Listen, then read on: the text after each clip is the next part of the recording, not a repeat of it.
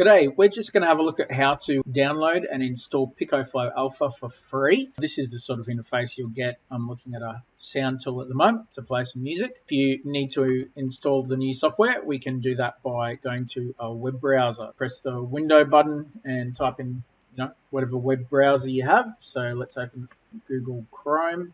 In here, we're just going to type in picokit.com. That'll take you to the website, and we've got this PicoFlow ALPHA v7. We're actually just going to go and click on software. And in here, this is where you can purchase software, but you can also download it for free. That'll give you a trial license. Let's just have a look at that, PicoFlow ALPHA.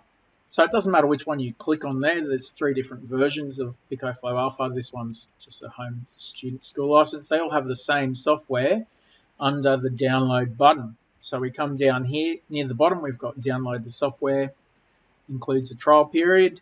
Just click on that. So just to notice, though, minimum requirements is that you've got .NET 4 and Microsoft C++ distributable 2010. Most computers will have this, but you might have to install this one too. That just takes you to the Microsoft website. So I'm just going to control click that one and show you. I'll control click both of them.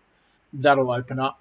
You'll see, okay, so we're just looking at the Visual C++ 2010 redistributable x86, importantly, and we can click download, and that'll install that from Microsoft. We've also got the .NET there. Thank you for downloading the Microsoft. It's already downloaded down here, so you could run that if you didn't have .NET. Most Windows 2010 and above come with that automatically, I think. So that's just downloading the Microsoft minimum requirements, and then you also click on download the software. That downloads your MSI, PicoFlow ALPHA. Once it's downloaded, it may actually come up with a problem when you click on it to install it. We'll just check that. So it says preparing to install. Go next. I accept the terms. Next. Install to, and we go next. Oh, and it says it's ready to install PicoFlow ALPHA. So that's all good. If there's a pop-up window, then just click more info and you'll be able to install it. All the best anyway.